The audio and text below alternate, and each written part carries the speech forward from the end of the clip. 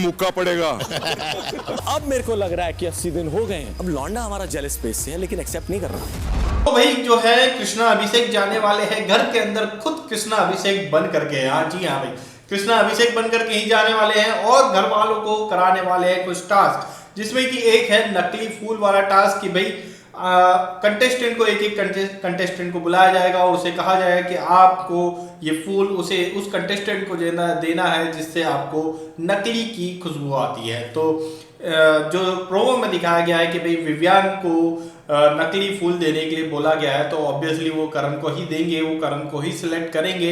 और करण ये बोलते हुए दिखाई दिए कि भैया अब लौंडा जो है जलन स्पेस में है, लेकिन वो एक्सेप्ट नहीं कर रहा है। तो मेरे हिसाब से जो है ना, विवियान को ये एक्सेप्ट करने की जरूरत नहीं है कि वो करण से जल रहा है या शिल्पा से प्रॉब्लम है, ये उसके लिए उतना मायने नहीं रखता है।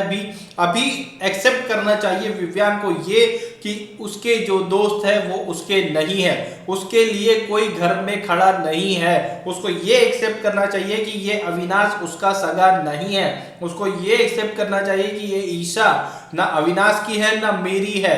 और इसको ये एक्सेप्ट करना चाहिए कि इनके साथ बैठना बंद करना होगा। उसको ये एक्सेप्ट करना चाहिए कि ये लोग पीठ पीछे चाकू मार रहे हैं, धोखा दे रहे हैं, मेरा खेल खराब कर रहे हैं, इनकी वजह से मैं डाउन जा रहा हूं। जो 2-3 वीक नहीं दिखा वो इनकी वजह से नहीं दिखा। क्यों? क्योंकि जो मुद्दे मेरे होने चाहिए थे, जो बात मेरी होनी चाहिए थी, वो ऑलरेडी पहले के पहले ये लोग खा जा रहे थे, आने से पहले ही पकड़ ले रहे थे। ये सारी चीजें उसको एक्सेप्ट करना चाहिए।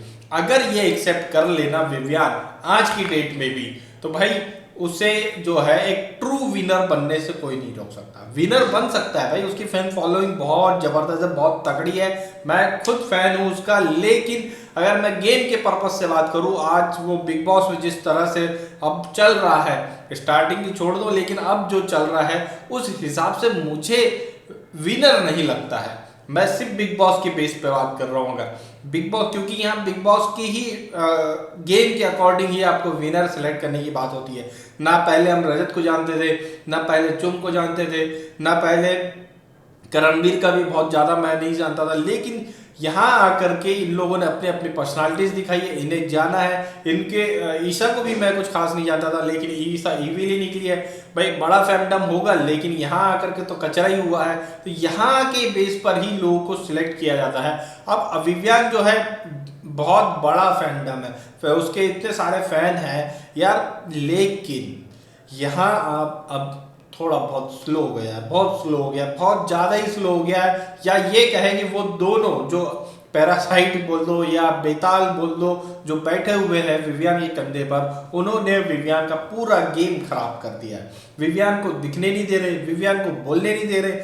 जब बोलता है तो यही खुद उसके अगेंस्ट खड़े होकर के वो फुटेज भी खा जाते हैं। भाई वो जब बोल रहा था राशन वाले टाइम पे, अविनाश ने उसके अगेंस्ट बोल करके वो भी खराब कर दिया, पूरा मामला ही खराब करा था। अविनाश जब उस अच्छे पॉइंट पर साथ नहीं दे सक रहा है, तो विवियान को ये समझना हो कि ये क्या मेरे को आगे सपोर्ट करेगा। अब तो सपोर्ट करने वाला टाइम भी खत्म हो गया है, ये तो सीधे सीधे चाकू ही मारेगा भैया पीठ पे।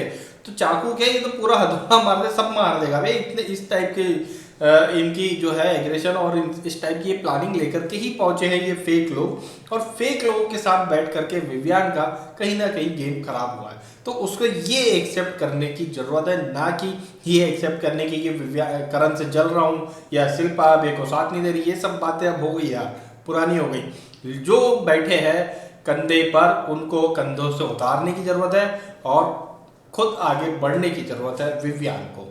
आप लोगों की क्या राय इस बारे में हमें कमेंट करके जरूर बताएं।